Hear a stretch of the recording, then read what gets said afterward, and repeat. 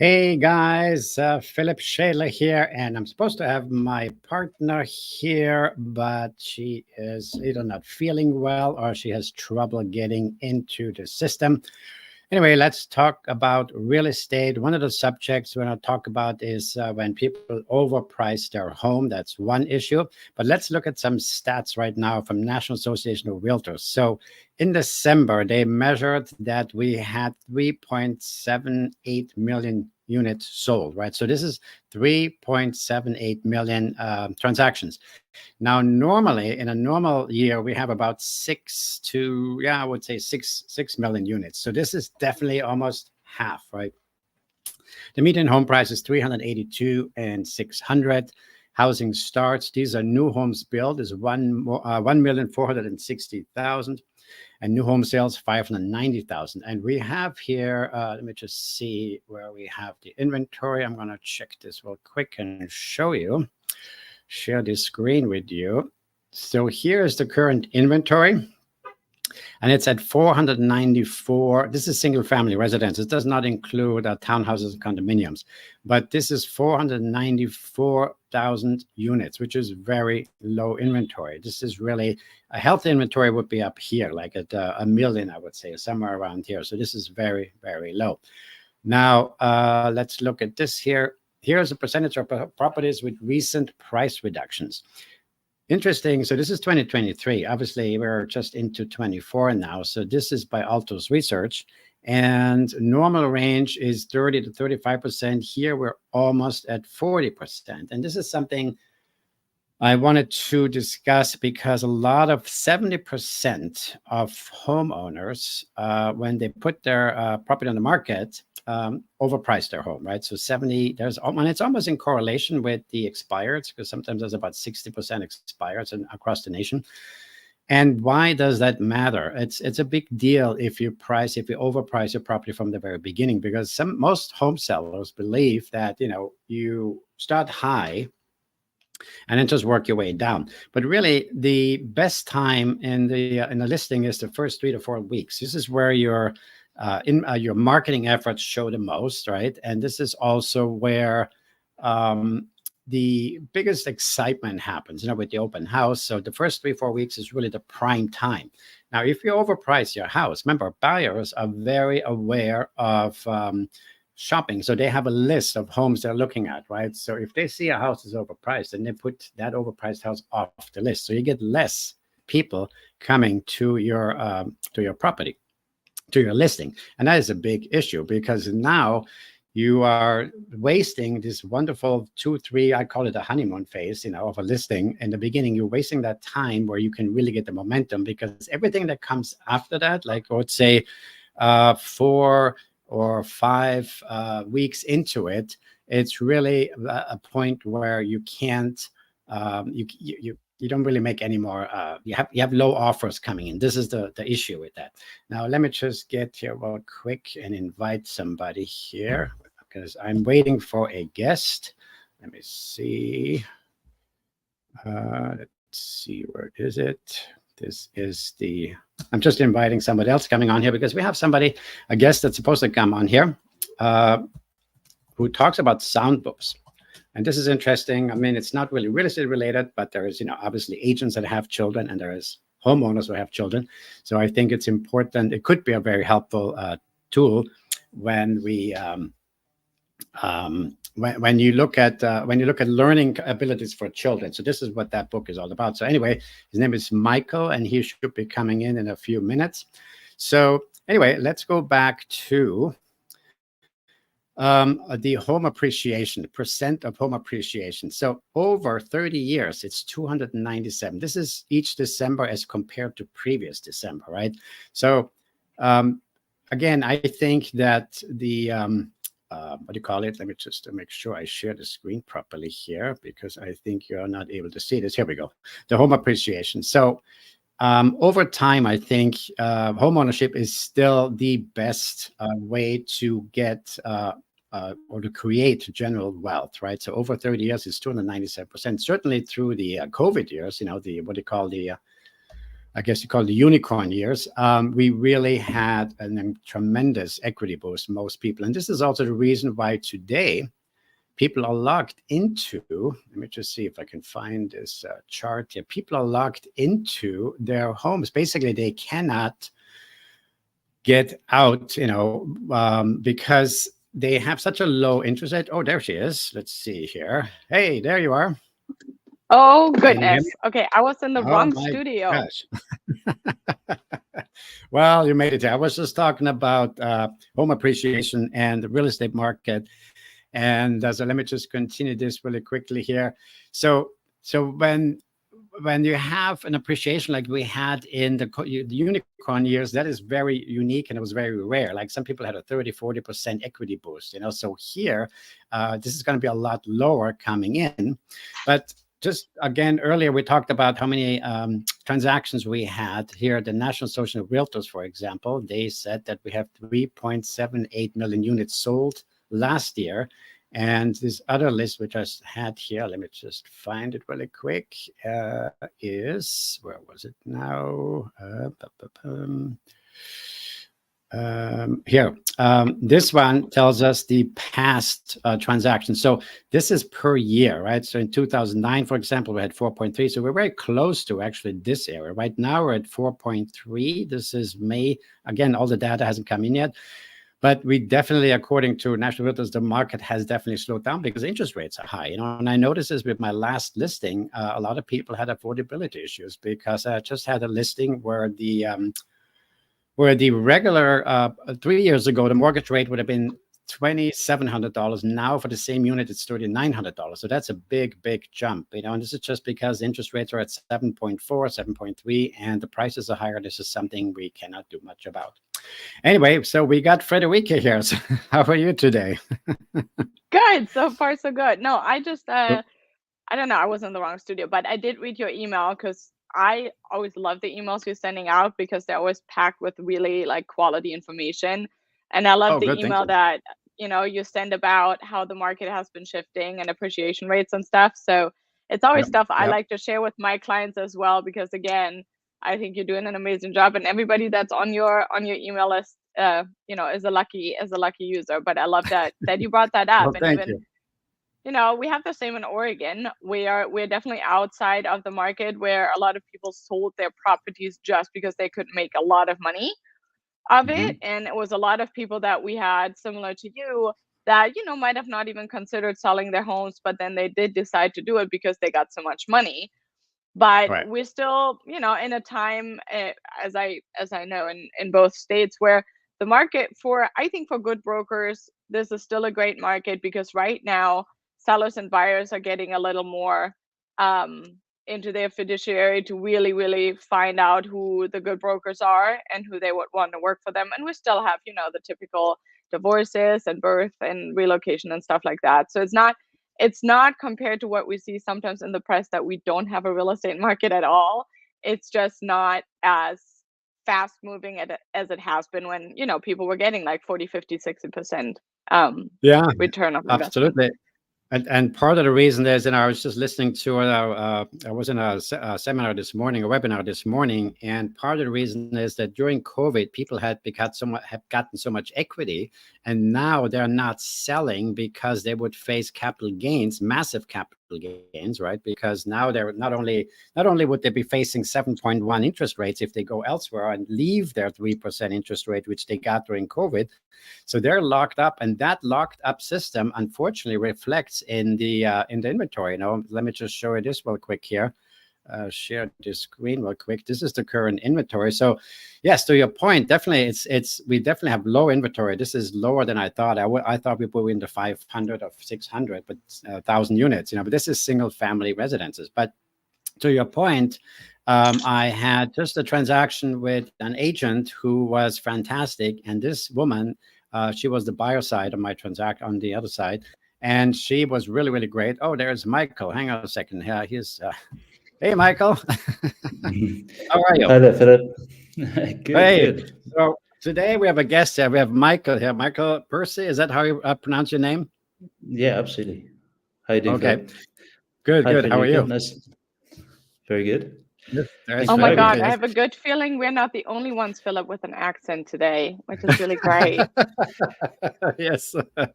I think we all have We should accents, only exactly. Yeah. invite guests that have accents to begin with.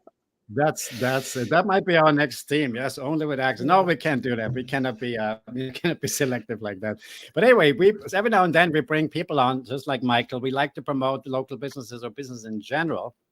And a few weeks ago, I met Michael at a Christmas party here in Los Angeles, and he has an interesting story. He developed something that's called sound books, not audiobooks, but sound books. Is that correct? And can you tell a little bit about yourself, Michael, just quickly your background and what sound books actually are?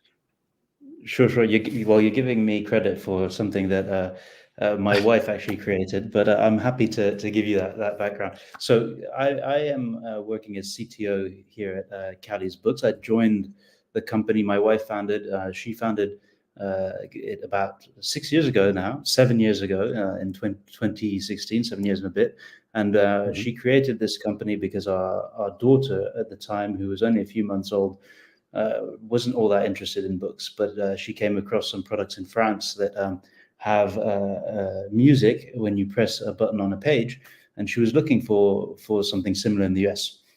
She didn't find any, and so she decided to create her own. And so the idea was, at the time, it was a hobby. She was created, I think, 3,000 as her first print run, thinking that she might be hand selling these or giving them to people for the rest of her life. But it turned out that there's a market for it here, and it worked really well. It really took off. So at first she sold them in local businesses here in Silver Lake, near where we live. She then worked with larger companies like Kohl's, where they bought a few, and then in the end, what really took off is when she started selling them on Amazon. And so Very these, interesting. I'll show you what these are. These are books that are originally for basically children, very young babies to about 3 or 4 years old, and they have a little button on the page. This button is very easy for babies to press. It has a capacitor. Once you switch it on, I don't know if you can hear that through the noise cancelling. We have a little Oh, interesting. nursery rhyme. Okay. So let me so ask these you books- something really quick. Does that help? Obviously, that would help or increase a child to study, to learn, right? That's the idea, because it makes it more exciting, more interesting? Or is that how you came up with the idea?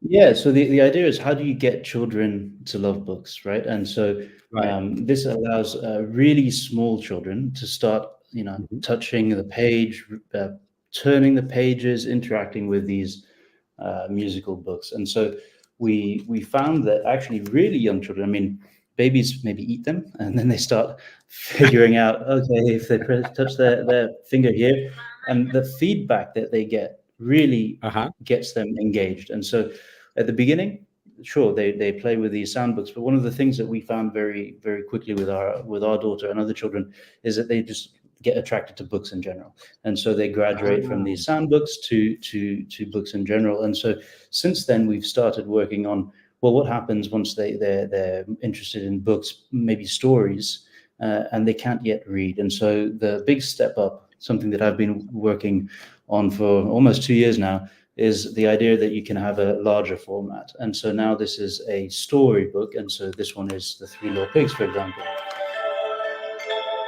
And so using a very similar concept, but slightly different technology, they get a story instead of just nursery rhymes. Interesting. It's very interesting. So let me ask you, so how long, so each page then has a battery, is that correct? Like each page has a separate battery, or how? Because I'm on the techie side, so I'm always interested how these things work. So does the battery run out at some point, or? Exactly. So this one, each page has its own button, the smaller format, and so the button powers a sound module that's sort of hidden in the back. So you may be able to see, there's a few different pages here, and then there's so for example, this one here, it's also 6 pages, and then there's a sound module in the back that plays, and so you need to replace the battery eventually when it runs out. But you can replace it. Like, that's amazing. Yeah, and indeed, this is one of the key things that we've done as a small business compared to larger ones, is we really want this book to last as long as possible. So we Right. give our customers a free battery to replace that. So they come to our website. So maybe they purchase it on Amazon, they discover our website that way. They get their free battery. We also have a lifetime warranty on these books. So if ever there's any issue, sometimes the batteries, run out. The children. We have some great pictures of people who've like destroyed these books. The dog eats it, whatever, and we replace that. And so that's how we, as small businesses, stand out compared to your average toy or book company, who are usually quite a lot larger and would never offer the same sort of customer support Right. as the That's weekend. very, yeah, that's very interesting for me, because you would assume that really big companies definitely can afford to offer some kind of guarantee. Now, like we have 3 kids at home, and our youngest is 7. So I remember the whole time of like tearing books and trying to bite in them, and like other things we've used books on before. So how come that a small business like you actually puts the thought in and takes the time to think it all the way through to make the books last as long as possible and give like a lifetime guarantee? And why do you think companies, big companies that could easily afford it, are not doing that? Because I can tell you, if I would have had a book for my kids where I get Yeah. like a lifetime guarantee, and it becomes like I have books, that I save for them now, and their hope chest or whatever everybody has, that are the books that I read to them over and over. And our oldest is 18, and we still talk about you remember that book that I had to read to you 10 times every night. So I think for me, that lifetime guarantee is a huge deal, and I don't understand why you as a small business are willing to do it, but the big guys are not. Well, I think there's a couple of things. The first one is that we operate on a direct-to-consumer model. So the big guys, they sell everywhere, and in the book business in particular has a huge middlemen who take an enormous portion of it, and aren't all that friendly to the book publishers to begin with. But there's that disconnection, which means that that they just don't know their customer. And so the customer maybe goes to Barnes and Nobles, goes to wherever they bought the book, and maybe returns it, but they don't contact the publisher directly. Our number is on the back of the book, and our website you can reach with this QR code. Wow. So this business model means that we know our customers, and so we understand their issues. We build a relationship with them, and so we can support them if they have a problem. That's the number one reason. And once you have that relationship, well, at first we gave a 1-year warranty. Then we had a 50% off if you is out of warranty. But then we realized, actually, the customers who come after you after 1 year and say, oh, my book's not working, they're your best customers. Why make it complicated? So that's when we introduced the lifetime warranty. Very simple. Wow. If it's A a few months lifetime old or warranty. 2 years old, it doesn't matter.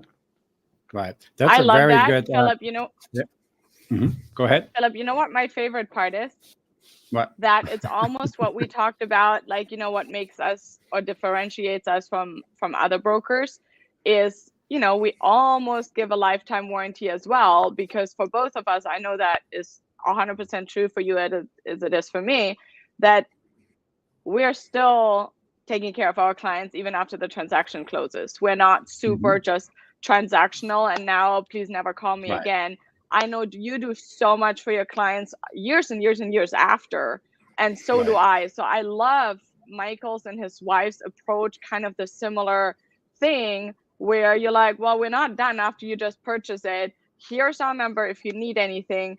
And again, Yes. people will remember that. Exactly. It's a great business model. It's a great idea because you're standing behind your product 100%. That's amazing. Well, I used to work in a consulting company, and we used to do services, right? And so I kept trying to help consultants, especially in technology services, think in terms of product, right? You're trying to help your customer, but for them to help themselves. So we were thinking in terms of, how do you make services seem like products? And now we're doing the opposite, which is how do you make a product or a one-off purchase actually be a service? And so these books are the service to our customers, and we don't want them to stop using them just because there's a little hiccup. The service should continue as long as they want to use that book. Makes sense. Now, I have a little video here from your website, I think it is. Let's have a look at this real quick. This is it, right? Yeah, absolutely. Starlight, star bright, the first star I see tonight.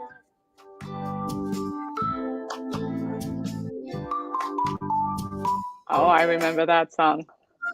How you do? À la claire fontaine, mon Oh, in allant French, you're learning languages too. Wow. Yeah, we have Spanish books. Daisy, Daisy, I'm so in love with you. You drive me crazy. This is great. I think this is a very unique idea. I really love the idea. This is something I've never heard of it, and I think it's great. If I would have been a child and I would have I didn't like reading books at all, so this would have helped me a lot. But so where do you have mostly sell? How do people get your books? I have your ticker down here. This is your Yeah. contact info on your website, right? So Yeah, primarily so you're our selling website. from the website. The website. Yeah, our Okay. website Is is it- where we want people to buy them the most. I mean, that's how it's easiest for them to discover the brand, see that video, understand the product, and and if they are our existing customers, we also offer discounts there too. So, but we also sell a lot on Amazon, of course. Amazon is a huge place for people who it's like a Google for products. So people discover our books when they're looking for gifts for 1-year-old children or books for babies, sound books now, thanks a lot to the work my wife has done. People look for these sound books directly, and so we find that most of the first purchases are often on Amazon. Yeah. Interesting. So the books are available on Amazon as well. Yeah, absolutely. Okay, and so would you say you were like one of the first to start this over here in the States because it was more popular in Europe, Yeah. or where did you discover it? Yeah, they're very popular in France in particular, but in the US, I think there were maybe a handful of books available when my wife started the company, and I think now these are pretty much the most popular sound books. People even type Cali books into Amazon. They really look for these in particular, but there's a couple of other So those are the companies as search well. terms they're using already, right? Cali books is the search Yeah. term, so you know already that it's becoming very popular. That's great. That's absolutely fantastic. Yeah. So Yeah, totally. is there a next step? Is there another idea you have in the back of your mind, or Yeah, I was anything teasing that? you this product earlier, right? Which was the Right? stories, right? So here, this is for Mhm. the younger children, where Okay. it's nursery rhymes, but as they get older and they want to read stories, but maybe are just learning to read or can't read yet, Mhm. we're going for this book where you have I pages that see. are it's a longer maybe 16, 20 pages, and so now they can Mhm. have the three little pigs. You can have Goldilocks and the three bears. We're going, starting off with fairy tales, but the beauty of this Uh-huh. product is that yes, it is reading your child a book, but instead of having to buy one of these or one of these every time, you can actually swap the booklets in. So here we have I see. just the three little pigs. You take it out, it docks as in a Right. magnet, and then you put in Goldilocks. Oh, I see. Oh, And so interesting. now it recognizes Goldilocks, and you're now reading Goldilocks. So Oh, I know interesting. But Philip, is there a light? Is there a light or a display in the front? It looks like. yeah, that's right. So there's a bit of a light to let you know the volume or Mhm. the battery level. This is a rechargeable one for people That's who great. wonder how you do that. And for you, Philip, who are into technology, it's a bit different, this one, because the buttons are actually, instead of being in the pages, they're on the back. And so you have Oh, on the back. Okay. you're pressing through the paper, but the button is sensitive enough at the back that the paper will, be able to Oh, press through, oh, I see. and So, that allows us to have many books, wow, one device. I'm impressed. This is a great idea. I really love this. I mean, I don't So have yeah, kids, but I can imagine if you have children, this is great. And a lot of agents, a lot of homeowners have children, so this could be very helpful for a lot of yeah, parents who have children who have trouble learning or picking up books. Like you said, this is a much more exciting and engaging way to learn. So, would you say this is like ages what from ages 1 to 5, or what's? Yeah, these ones. So when they start getting interested in stories, maybe 3-4 years old, we can develop content that's a bit more age appropriate. Up to about 8 years old, I should think, when they start reading regular books, and they don't necessarily need the voice. But we also have games at the back of these, so the technology allows us to actually have interaction. So we may have a game about the story. We have a game about exploring topics related to the story here as well. And so that's how we also make it a bit more about, not just entertainment of the story, but about learning different concepts. Right. And that can great. go up until about 8 years old, I should think. Yeah. Well, I love I'm it. not That's a meaning good. to rain on your parade, but I can tell you I will buy them all because our youngest is 7. She's turning 8. And I guarantee you, and I will buy them and I will report back that she is not the kid that like just loves reading, because it still comes quite hard to her. But I can tell you with a lot of certainty, if I get her those books, she can exchange them. She can push buttons. There's a quiz in the end, and the language is easy enough that is actually a book that I am really, really certain that will make her more interested in trying to read it herself once they go beyond the age of like getting stories read to them. So I will do a field test and I will report back, because Well, I do feel we'd it's love getting to. out of.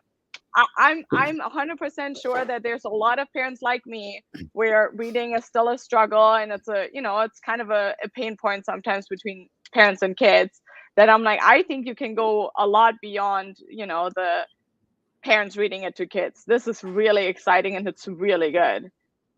I figured we you would hope like so. it since you have kids. I figured that you would be Yeah. interested, because she had no idea she had an idea I had a guest on the show, but she had no idea what it was about. So I figured she would be interested. Well, thank you very much. We're just about to pre-release this product. It's going to be coming available and pre-release in a couple of months. So if you're interested in this one in particular, definitely go to our website, sign up to the newsletter. You'll be hearing about it, and we hope definitely before the June, July, you'll be able to actually get your hands on one. Yeah. How That's can amazing. we support you and your business more? Like, should we share just the website? Can you put some of your social media links in the chat? That's awesome. Sure. Thanks a lot. Because that's what we do usually. Realtors are a lot of the community connect us a lot of the times, because clients ask us Yep. almost everything. Anything from babysitters to gardeners and that stuff. So Right. there's anything we can do, because it's nationally available, that we can do to support you. We are both really, really big fans and advocates for small businesses. Yeah, So, absolutely. thank And you very much. actually on my website, I have a link for useful links, for clients. Usually it's like inspectors or estate lawyers or whatever. I'll put a link there as well, because like I said, we always, on every show, we try to promote the local business, either it's in Oregon or it's here in LA, or even if it's just in the country somewhere, right? Just to help small businesses start up and grow, because we believe in that. That's basically what we do too as realtors, right? We're individual people having our business and starting it up and doing all the marketing for it. So let me ask you, how much is a book like that? What does it go for? So these ones for an individual book is $25 or $24.99. We, Okay. like I said, on our website, you can get good discounts as soon as you buy more than 3. And then this one, we haven't yet determined the price, but the order of magnitude will be roughly $100 for the device, and then about $15 for the booklets. So the idea here is that you only pay the higher price once, and the booklets themselves are more affordable. Yeah. So this is basically a shell and other books go into it. Is that how it works? Yeah, that's right. That's right. Great. So these ones, they dock into it. They have magnets so that the shell, the reader shell, is able to host the booklets, and you can swap them. And these are detected. If you're interested in technology, it's just a very simple NFC reader in the back of the book that detects which one it is actually supposed to read, and is able to. Fantastic. That's great. That's an amazing idea. I really love that idea. I've never heard of it. Have you heard of it, Frederica? No, and I'm right? telling you, with 3 kids, I feel like I've been through all the channels of trying to read certain books or get my kids to read certain books, and I have not stumbled upon it. And I'm very certain I would have found it if it would have been, around whatever 6-7 years ago. It's incredible. I will actually take it as, because I have, and I think Philip does too, we have a lot of clients that are families, people that are upsizing or downsizing or anything like that. I will add it as a really, really valid option for closing gifts, because now from Yep. a marketing Yep. perspective as a broker, is Yep. now I'm giving something to them that will also always remind me of them, because with a lifetime guarantee, chances are really high they're going to keep it for a really long time. And I think that's amazing, self-serving for marketing purposes. Well, thank you. I And you mean, know what? these definitely work very well as gifts for sure. They Yeah, work I would in imagine. the end of the year, especially. You know, people give them grandparents, families, or like you say, you know, to anybody who's got a family of their own. Yeah. Right. Now, I think it's better than like an iPad. You see sometimes people just handing kids iPads and, you know, their head is down, the screen is lighting up their face, and it's not good for your eyes and your posture. So that would be better. Another question I have is there is no headset for this, right? So in other words, if kids somewhere in the public, is there a headset or is there no headset? So this one does not have a headset for the younger children. You know, we Okay. figured babies don't usually use them, but it does have an off button. I saw that you said you remembered the Baby Shark song. This Yep. off button was put there for parents who who maybe heard that Baby Shark song too often. But this newer one does have a headset. So the storybook Oh, it here does. will have a Oh, headset. yes. So, That's for people, amazing. That's amazing. you know, That's great. to really Philip immerse just themselves. tried to come up with stuff that you don't have, or that you haven't thought about, and I'm like, this is just, I don't know how much thought went into this, but it literally covers every scenario that you could think of, because I was going the same way. I'm like, what if you're in a restaurant, you know, and you don't want to necessarily Yep. entertain the next. For me, I love the concept still of an actual book. Not only for me, I'm a book reader and I need an actual book, but for the kids as well, because the kids already spend so much time on technologies. I mean, you know, elementary Yeah. school now does everything on iPads. So for me, anytime I can get time away from an electronic, if it's for her eyes, for her brain, or Yep. whatever, I think, yeah, stick. Sometimes it's good to stick to the old school stuff. And I think this is a great opportunity to still interact, have something active, but not sit in front of a screen. Yeah. Parents like me Exactly. are grateful for that. I mean, our philosophy is, you know, I mean, screens, you know, they can be useful, of course, you know, they're ubiquitous, and children will eventually be using computers all the time. But for really the smaller children and up to even, you know, 7 or 8 years old, these devices are not designed for them. So what you end up having is you're taking an iPad, you're taking a Chromebook, and you're trying to shut down all the bits that are designed for adults, you know, the notifications, YouTube, all those distractions, which for us as parents, we found quite shocking when we saw how our child was given a Chromebook at 5 years old. And, you know, in classrooms, the teacher's not going to be able to prevent them from going on to other media than the content, right? And so our philosophy was, well, instead of taking all this premium technology on screens and shutting everything down, let's start off with a product that's designed for children straight away to be safe, you know. And what's the safest child's product around that for education? It's really books, and how do we make that better? And so this has actually got a lot of technology in it. It's got very similar technology to computers, but it's all hidden, and the child is really getting a book as the experience, and it's all about teaching them to learn how to learn with books, and first learn to read and then read to learn, you know. That's amazing. No, I'm really surprised. I wasn't expecting you would say you have a headset jack. I was really surprised. Well, I think we were still. I think at Christmas I was still hesitant to tell you about this one, but now you know, I have a prototype I can show you. I thought we may as well in answer to some of your questions. So there are no other secrets you're holding back right now, right? Well, I mean, I didn't want to tell you all about everything that we're doing, because, you know, maybe you have a time limit, but this product has got some more secrets. I know you were mentioning learning, you know, you were reading to your child, Frederica, you know, and this one, you can actually record your own voice as well. So you can record your voice to your child. Yeah. Oh, wow. Wow. You read, wait a minute. So you read the book and it records your voice, and then you can replay it for the child. That's amazing. right. That's right. And That's so, amazing. That's a great idea. Not only for and in- parents, but I'm thinking with my parents, for example, living in Germany, and they FaceTime and all of that stuff, but how cool is that idea now to maybe have grandparents record Mhm. them reading to their grandkids, or other people that are meaningful but that are not around them all the time. That is That's right. amazing. That's really, really cool. And later on, I'm just thinking again of like, what's a cool way to motivate a new reader to do that. So now maybe it's a friend that is going to read the book to them, that they like, our daughter has like her BFF for life, and however they talk at that age. And I'm like, that is amazing. Like anything that is enticing, and that is a future. I would have not even thought about it, to be quite honest. That's Yeah, amazing. and No, so it's great. what we find is that children actually, as they learn, will also record their own voice. So this device, the buttons, you can record on the device by pressing the button. And so if you press wherever it is with the mirror, you press that button. Yep.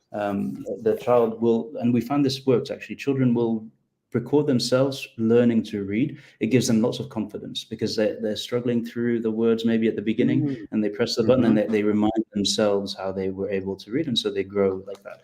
But also to your point, sometimes your family is far away in Germany or elsewhere, and so what we've done with this one is it's actually connected, so you can connect a phone to it, which means that you can record on a mobile app, and then in Germany, in their own time, you receive the recording and you can pair it to the device. So even though we don't want this device to be connected to the internet, it can still connect through a phone to receive a recording, or to tell you your child is, really enjoying Goldilocks, but maybe they're struggling with some of the words on the game, and maybe you can go and help them with that reading comprehension. Yeah.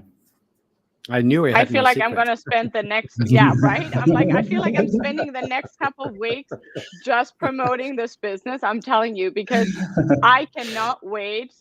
Now I'm like, it was a little bit of a teaser that next generation book is not out yet. But for me, I'm like, I'm gonna tell everybody, because this is a product and we haven't seen it in a long time that is so complete and so thought through, and such like bringing joy. And now I feel like I have not only covered like amazing closing gifts for clients and anything like that, but just being able to promote you guys and this idea and all the work that you've put into. And I do know from a couple of friends that have their own businesses, just for the record, getting into Amazon is extremely painful and extremely difficult. So kudos to you guys for not only doing your own thing, but also getting into Amazon, because not everybody does.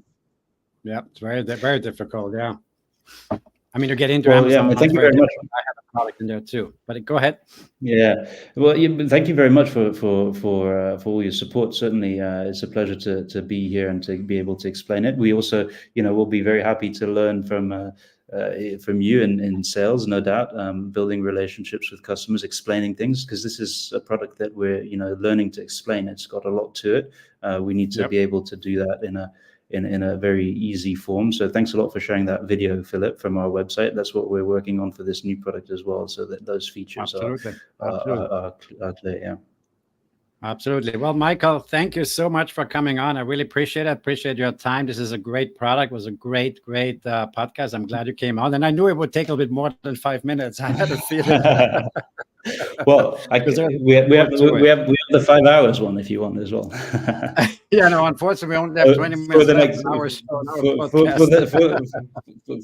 for the next Super Bowl party that yes, and you know what, we'll have you on again later down the road. We'll have you on again and go and come up with stuff. So you and follow up on your success too. Maybe we'll in 6 months we can hear all about where your distribution is going. And now it's cool because now we know people that have created such a unique, amazing business that we can follow and cheer them on along the way. Well, exactly. Exactly. We'll look forward to keeping in touch. I put your info on the chat because you put in the private chat, which is just between us. So I put it in the comments section. So we're going to distribute this video out, and when people look at it, can see it there. Michael, thank you so much. We're going to continue on with our show, and we'll be in touch soon. Okay, take care of yourself. Okay, thanks, Michael. Lovely to meet you, Frederica. Bye. Bye. Wasn't this amazing? I mean, I'm kind of a little happy that you didn't tell me all about it before, because I'm Yep, a little bit like the kid before Christmas right now. exactly. I didn't I wanted anticipate to. it because, everybody, like, there's a ton and ton and ton of opportunities for children's books, but actually finding somebody that took the time, really think about it, not only Yep, how to build a good product for the kids, but also for the parents. I'm like, I'll be forever absolutely. grateful, and I cannot wait to place my order. Yep, absolutely. No, I agree. And the reason why I didn't tell you about it is because, let me just get there, because I wanted the element of surprise, right? So you didn't know about it, and this was the best, this is always the best effect, especially when you're live, right? This is the best way to go. One thing I just want to talk about really quickly, in the EXP world, there is a tiny, tiny bit of not so good news, and I want to share this with you real quick. And we're always honest and transparent here, right? So, I mean, it is not bad news, but here's the thing. Remember how we have at EXP, we have as agent 10% discount to buy stock, right? You're familiar with that program? Well, they're Yes. changing it as of March 1st, 2024, down to 5%. So that's a little bit of a bummer. But again, we always talk about the good, the bad, and the ugly. This is something that just came in and is a fact. Let's put it that way. On the other hand, I have to say, I'm glad they're doing it, because that means that somebody at the helm is figuring out the calculations, making sure that everything is stable and it's sustainable, right? So this is also important, because you cannot just give up benefits and then at the end start losing money as a company, right? That's very important as well. Well, and I And perceived it as, just a sign that there's continuously being people purchasing a lot of stock, because obviously they don't only trust in the product, but they see the development for this or on the stock market. So I think, Mhm. yes, it's a bummer, for personal reasons, but I think it Right. indicates the continuous growth of the company, which we can all be proud of. Exactly. And to that point, I just want to point out really quick, EXP, can you see my screen here? Yep. Can you see it? Yahoo Finance. So compared to other brokerages, we're still in the top race. So we're at the moment, everybody's down because the market is down, right? I mean, it's down quite a bit, you can see. But we're usually around $12, $13. We were at $11 EXP. Remax, which is real, not Remax, Reax, which is real brokerage, is down, is to $2.80. Remax is $9.15. Redfin is $6.96. Anywhere is $6.48. Anywhere brokerage. And Compass is at $3.65. So we're still one of the leading when it comes to stock value, right? So that's the good news. And again, at the moment, I don't know, it must be that there's maybe some not so good news in the news that everything is down, but it seems like the market is down in general here. But anyway, that's one thing I want to talk about. And then another thing I want to talk about in this segment was, when and this is how we can close it, when clients overprice their homes, right? And this is just a case I had with a listing where the client overpriced the home, and the problem is that Zillow basically comes in and says, it's worth this and this much. And I want to show people really quick how Zillow comes up with their estimates, because and the error rate of its estimates. So have a look at this one real quick. 80 million unique users and its 6 websites and apps. Zillow Group CEO Spencer Raskoff is here with us. Welcome back. Thank you. It's great to be here. So just for everybody who doesn't know how Zillow works, what is the Zestimate that you provide? The Zestimate is Zillow's computer model's opinion of what every home in the country is worth. So you can see what the Zestimate is for any home, for your home, for my home, for your neighbor's home. And that type of information empowers consumers. It helps people make smarter decisions. And what goes into that calculation? A whole lot of math. When we started about 10 years ago, Zestimates had about a 14% error rate, and we calculated them monthly on about half the country. Today's estimates have about a 5% error rate. We calculate them real time, instantaneously. So here, the point I was just trying to make is that the error rate of Zillow, this is by the CEO of Zillow, right? And this was a few years ago. And so I just did a transaction where this exact model was a big issue for me, because the seller looked at Zillow. For example, let's say the property was worth at Zillow 525,000. And overnight, when we went live, we went to 581, right? 581,000. So of course the seller looks at this and said, wait a minute, but I see in black and white in front of me that it says it's worth $581,000. So maybe I'm underselling. Maybe I should sell at $599. And I remember telling the clients that I can't take the listing at $599 because it will not sell. Make a long story short, 4 weeks, this is like 4 weeks were wasted where good offers came in, and it's just insisting on the price. And I tell clients all the time, there's two reasons why agents will take an overpriced listing. One, they don't have the courage to tell the seller in the face, look, it's not going to sell at this price, because then they don't get the listing. So then they just go ahead and take the overpriced listings. Oh yeah, we'll sell it at that price, no problem, right? And then all of a sudden, a month later, no offers come in, and you have to beat up the seller about the pricing. And to me, that's a smoke and mirror, So the idea is that a real estate agent, a listing appointment should have enough confidence and maybe marketing and a good plan to convince the client to listen to the CMA, to the comparative market analysis that you're doing for that client, rather than the Zillow or friends saying it should be this and this much. And also the market, of course, always dictates the price in the end. Anyway, this is just something I want to bring up because in America, 75% of homeowners overprice their home initially. And when you look at expired stats, expireds are very similar. Expired stats are around 60%. So there's a correlation to that, right? Because the last thing you want is an expired property, right? Because if you're making plans to sell a property, and now you're making plans, okay, so you have a 6 months contract, you're hoping to sell it in a month or two, you have plans to move, you have to move elsewhere, right? When you sell the property. And all of a sudden, no offers come in.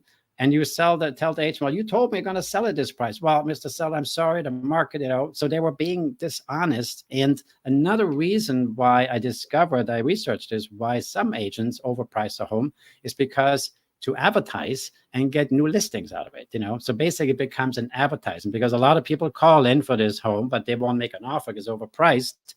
And I've seen this time and time again. I'll give an example really quick. In Santa Monica 2 years ago, I was in a listing appointment. It was a 5,000 square foot house. The value was about $3.9 million.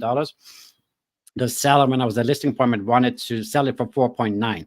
And I said to him, Mr. Seller, I'm sorry, but I probably won't get the listing because I'm being honest with you, but it's not going to sell for this price. It's just not, the market doesn't support it. And besides, with all due respect, it needs a lot of work, right?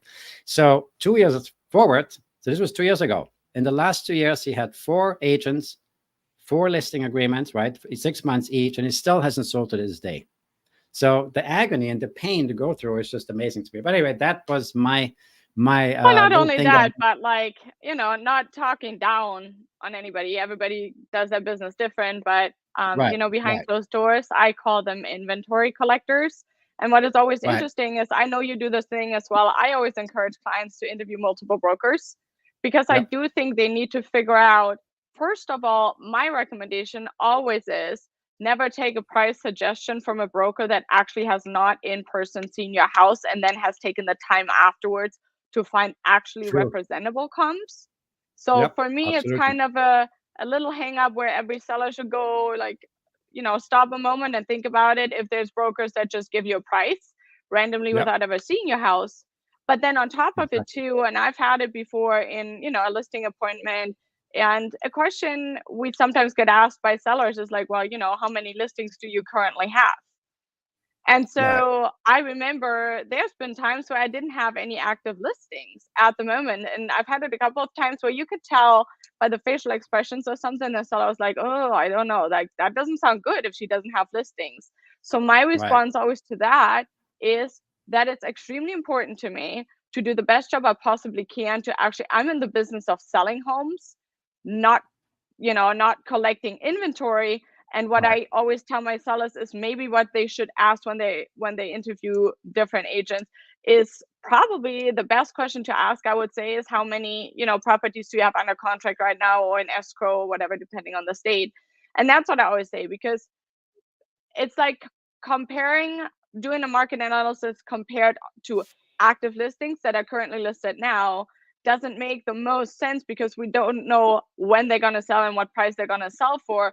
But look at the pending, and especially look at the properties that have sold that are comparable, because that actually shows what they sold for. So I always say, I'm like, don't ask a broker how many listings they have, but actually be interested in their track record and see what they have in or under contract or in transactions right now. That's exactly right. And one of the things that I would add to that is, just ask the agent how what's the percentage of your listings that have sold. Is it 100%? Is it 90%? Is it 70%? Did 30% Yep. expire? Because then you also that's a better way to find out. Like, all my listings, 100% have sold, and this is why I told this seller at $599 I won't take the listing, because I know it's not going to sell, and I don't want to have an expired listing on my inventory, on my record, right? So I think that is the percentage. It doesn't even matter if you have 3 or 10 or 20 listings, but if they all sold at 100% the listing price, then you did your calculations right, and it sold, at the right price. It was fair market value. Anyway, that's just my input to that, and this is just mostly I'm trying to prevent homeowners from getting into a situation where they afterwards regret it and says, "Oh my gosh, what was I thinking? I trusted this person and they didn't really deliver." So just do your homework, and like you said, interview several brokers and get the best idea, and not necessarily from the biggest listings they have, whatever, but the actual amount and the percentage that they have sold. That's my thing on it.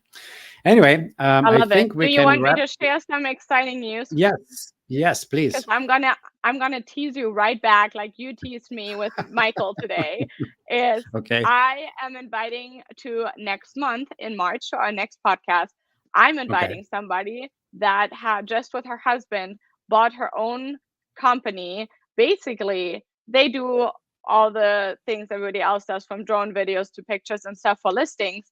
But, and she will tell you more about it, they have such an incredibly take on not only how to make listings shine, Hmm. media wise, online or wherever, but they also have a really, really unique take on how they actually make the agents shine.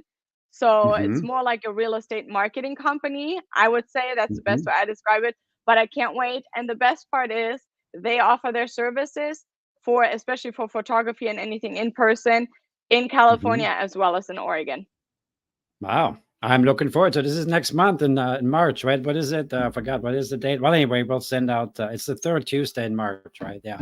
Yes. I'm looking forward to that. That sounds exciting. Another idea that popped up in my head not too long ago was, this might be doable or not. It's just something we can toss around in our heads. What if we would have to create a club or group where vetted agents would join? In other words, we would figure out there's some kind of a quality. They have to be honest, they have to be hardworking, they have to be on time, and all these things. So when they check all the points, they're in our club. And in this club, clients have a guarantee that these people have been vetted. These real estate agents have been vetted. They're actually Yeah. caring. They have your best interest in heart and really fulfill the fiduciary duty. It's just something that I wrap my head around, because I've heard where there's a statistic where most home sellers hire the first agent to interview, and it is not always the Mm-hmm. best choice, right? Because they don't want to go through the whole process. But what if there would be a local source where they could go to a website that has Mm-hmm. verified agents, even if it's just 2 or 3 or 4 in the beginning, Yeah. that has like a verification? Oh, if it comes from this and this website, you can be more sure that they're going to do a good job. Anyway, this is just an idea that I love I that. tossed around in my head, and we have to work on that. I love that. And I always say, I always give my sellers the example because I recommend interviewing multiple brokers every time to everybody. And I almost compare it to if I go to the doctor and the doctor says, I have a cold or a flu, chances are pretty high that I'll just go home and try and get better and I'm good with a diagnosis. If it's Right. would be, knock on wood, not jinxing anything, it would be more of a severe diagnosis. I can Hmm. guarantee you, not only me but everybody else, at least is going to go see a specialist and maybe another specialist. And that's always what I tell my sellers is, for most clients that we service, it's a lot. It's a super big investment. It's a lot of money that's on the Yeah. line. So yeah, Yep. don't go for the easy quick prognosis, but really make Yep. sure that this is such a severe change and a very big deal in general, that you actually vet a few of them, talk to a few of them, and really find the best one for you. Yeah, absolutely. Because like I was mentioning earlier, overpricing your home, sometimes people lose $10,000, $20,000, $30,000, because by the time you overprice your home, by the time you get an offer, it's 3, 4 months down the road. It might expire, or you just get like the worst offers possible, right? But anyway, Well, this has been great. This Yes. has been great as always. It's always a lot of fun to have these podcasts. I think we're going to wrap it up, and I'll talk to you in a minute afterwards. But anything else you want to add to it? No, I'm excited for next month. Third Me too. Tuesday, same Me too. space, same time. Same time. Exactly. Yes, exactly. Everybody, thank you for watching. We appreciate your time, and until next time. Thanks, guys.